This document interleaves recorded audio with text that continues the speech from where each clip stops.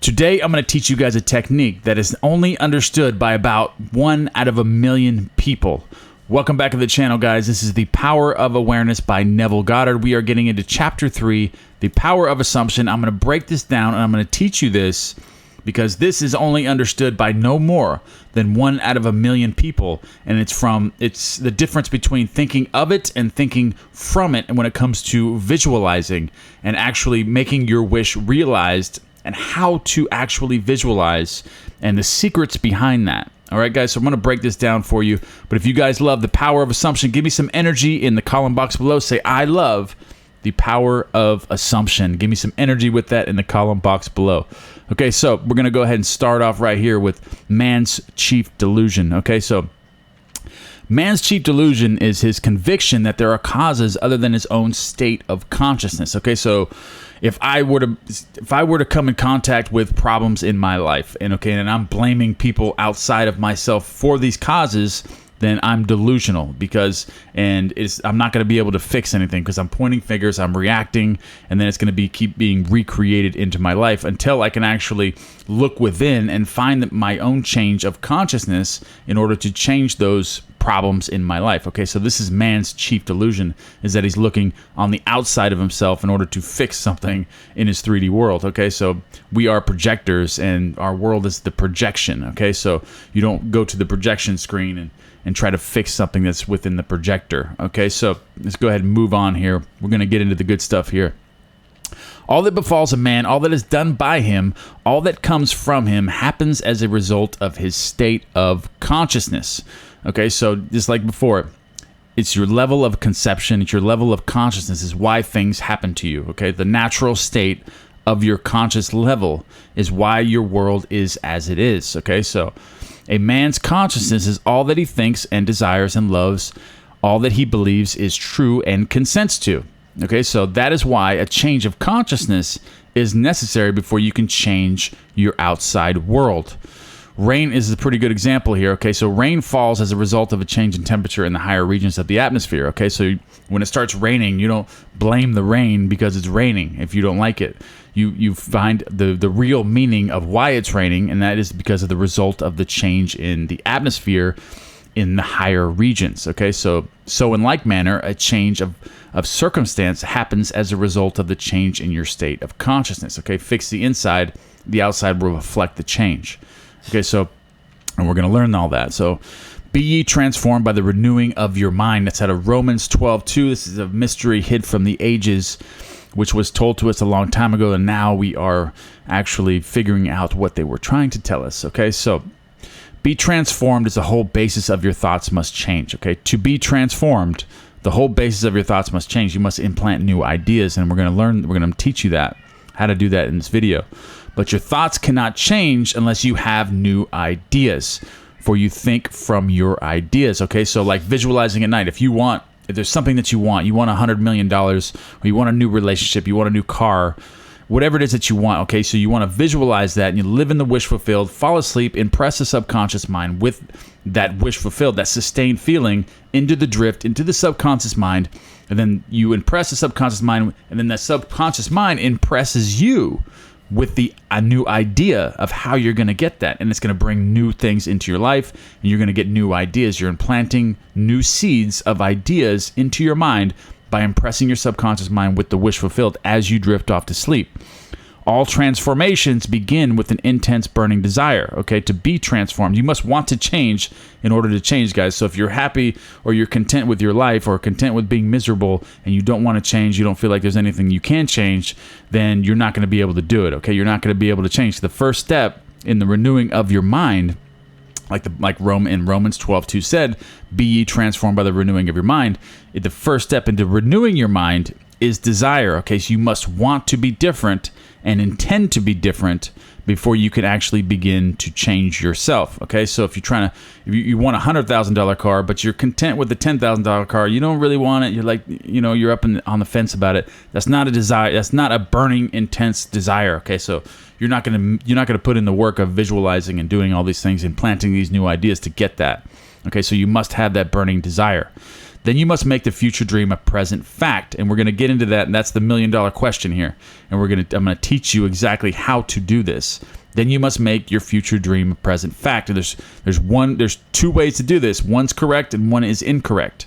Okay, so you do this by assuming the feeling of your wish fulfilled, by desiring to be other than what you are. Okay, so you can create an ideal of the person you want to be and assume you already are that person. So whoever it is, if it's a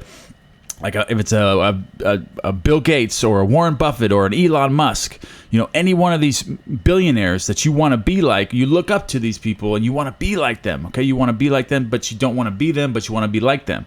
So assume that feeling that you are you're a multimillionaire, that's an entrepreneur, and that is your new ideal. That's the person that you want to be. Okay, so that's what you must assume that you already are. So creating that scene as if you already are that person and impressing the subconscious mind, okay? Again, if you can persist in that assumption until it becomes your dominant feeling, the attainment of your ideal is inevitable. And when you actually succeed in falling asleep with this new ideal, then you will impress the subconscious mind and you will no longer have to sustain it because it'll be automatic at that point. But if you haven't landed it by going to sleep, you can use different visualizations throughout the day, visualizing that you are this person now. You are sustaining that feeling throughout the day. So as you go to sleep, so you won't have to work so hard when you go to sleep, you've already got the feeling. You've been working on it all day. You've been working on it all week, whatever it is. So you're impressing the subconscious mind during the day, but you're building up to when you actually impress it as you fall asleep. Okay, so the ideal you hope to achieve is always ready for the incarnation, but unless you yourself utter it or offer it or allow it, human parentage, it is incapable of birth. You must want it, you must allow it. Okay, so you must actually do this. Therefore, your attitude should be one in which having desire to express a higher state. You alone accept the task of incarnating this new and greater value of yourself. You must really want it, okay? You want to be a millionaire. You really want to be you're an entrepreneur. You really want a new relationship. You really want this. You have a burning desire. You can get it. In giving birth to your ideal, you must bear in mind that the methods of mental and spiritual knowledge are entirely different. This is what I've been talking. This is what I opened this video with, okay? So this is a point that is truly understood by probably not more than one person in a million, okay? This is the biggest fallacy. This is the biggest mistake that people make when they're visualizing. They're trying to create a scene. Okay, so here it is. You know a thing mentally by looking at it from the outside, by comparing it with other things, by analyzing it and defining it, by thinking of it. Okay, so whereas you can know a thing spiritually only by becoming it, only by thinking from it. Okay, so this is the difference. Thinking of it and thinking from it. That is the biggest part, the most vitally important part of manifesting things into your life. By creating things and visualizing, you must think from it, not of it. So you're not thinking of your visual act. So when you go to sleep at night and you're trying to, you got a relationship on your mind or a certain amount of money or you want to be an entrepreneur, but you have this whole thing set up, but you're looking at it at a distance, like it's on a projection screen as you're watching it from a movie. That is wrong. You must be the actor in the movie. You are thinking from it, not of it. You're not thinking of it, at a distant point in space. You're making that distant point in space here, now, and actually playing the scene. That's how you shock time sense. Is when you're thinking of it, just like you are right now in your world. When you look around the room that you're in or wherever you are in it. You are thinking of it. You are in it. Okay, so you want to be in it and thinking of it, not from it. So this is a point that's only truly understood by probably not more than one person in a million. Okay, so you must be the thing itself and not merely talk about it or look at it. You must be it. You must be in it. You must be like the moth in search of his idol, the flame, who spurred with true desire, plunging at once into the sacred fire, folded wings within till he became one color and one substance with the flame. Okay, so he only knew the flame who burned in it, and only he could tell who ne'er to tell returned. Okay, so Bird Parliament by, I can't even pronounce that, by Edward Fitzgerald, 1889. Okay, William Ralph Okay, faith in personal religion and of life of devotion. That is actually new. That's not in the book here. Okay, so that is not in the book, but that is in this PDF. Okay, so for your information, just as the moth in his desire to know the flame was willing to destroy himself, so must you, in becoming a new person, be willing to die to your present self. Okay, so you must have, I can't emphasize this enough, you must have this burning desire. You must want it to change. You must want to be this new person in order to implant the new seed, the new person, and visualize and feel it and go after it and actually get it. And when I say go after it, I mean actually visualizing it and creating the scene and thinking of it, not from it, and actually creating that scene and making it vivid, really working on it, really, really working on your scene all day, all night, falling asleep and pressing the subconscious mind. Okay, so you must be in consciousness of being healthy if you are now to know what health is. Okay, so you must be conscious of the thing itself, okay, in order to understand it or know it. You must be conscious of being secure if you are to know what security is.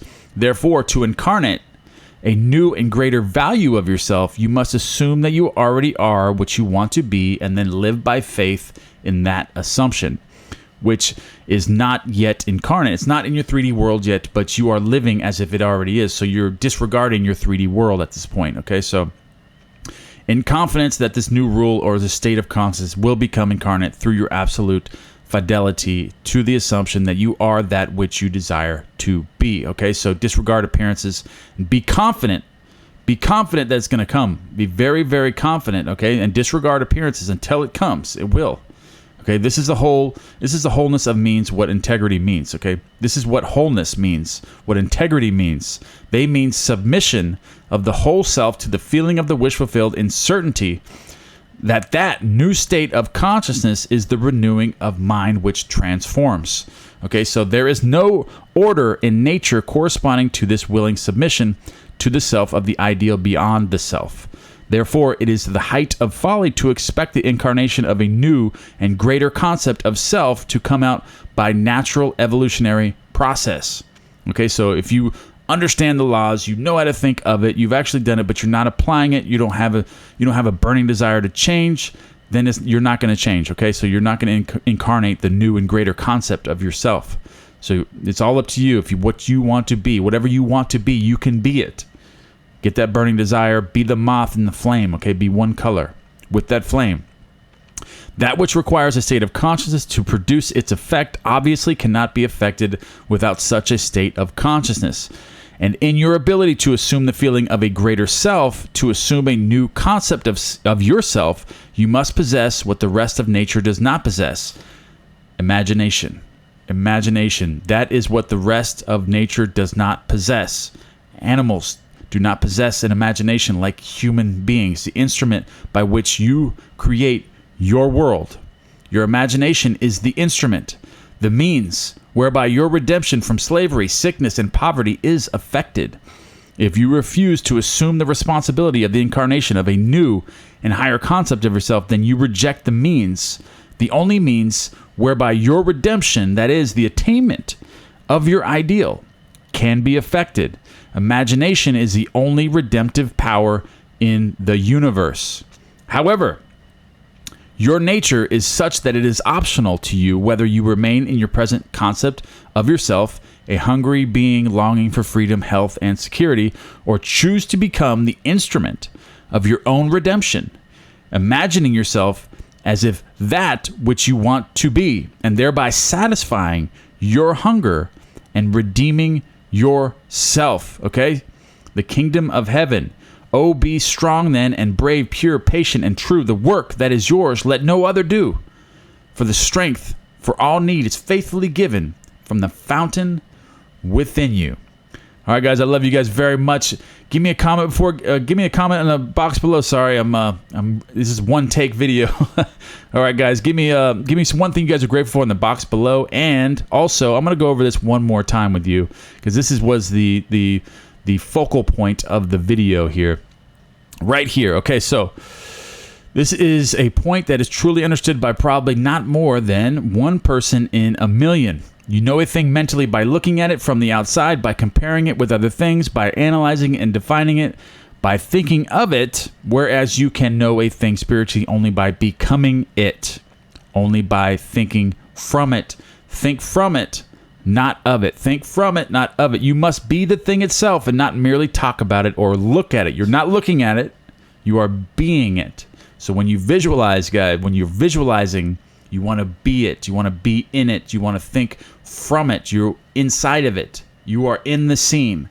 You're not looking at it at a distance, okay? So don't let distance be an obstacle, because it can be. And like he said, this is a point that is only truly understood by probably not more than 1 in a million. All right, guys, thank you for watching. I'm very grateful for you guys, and I will see you guys tomorrow.